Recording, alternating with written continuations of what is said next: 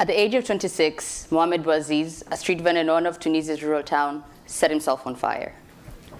On 16 December 2010, after being extorted and harassed by police, Mohamed sought audience with the governor to lodge a complaint and to try to get his treadwears back. The governor refused to see him, and at 11:30 a.m., standing in the middle of traffic, outside the governor's office, Mohamed shouted, "How do you expect me to make a living?"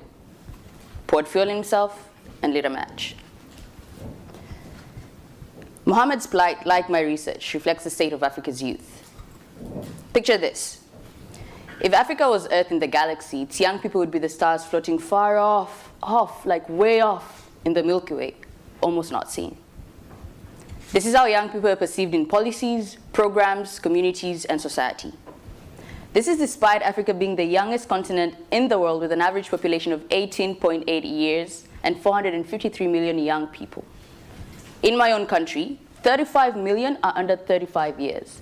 This is more than 5 times the size of New Zealand's entire population. Get this though, those who govern over this teenage population are approximately between 60 to 70 years. So Africa's story in the world today is one that is characterized by marginalization, neocolonization, and a domination by Western and European doctrine. The overall objective of my research is to help contribute to the decolonization of youth development in Africa and to provide a platform for marginalized youth voices to inform policies and programs. This will be done through 3 exciting qualitative steps.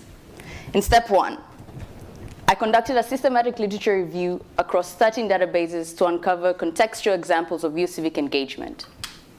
After excruciatingly combing through 2,915 titles and abstracts, I ended up with 33 articles.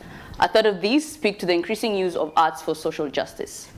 So in steps 2 and 3, I will adopt a local indigenous conversation space from Kenya, known as a baraza, to conduct art-informed participatory action research with 75 young activists, that is, artists who are activists. In step 2, I specifically want to understand the motivation and the gains made by using arts for social change. And in step 3, I will work with these young people to draft recommendations for the incorporation of art-based youth civic engagement approaches in policy and programs on the continent. My journey will be captured in a documentary and a policy brief that I will use to address the violence of exclusion of young people on the continent. My Mahi is dedicated to all the Mohammeds in Africa and to all young people who continue to face injustice in the world. Thank you.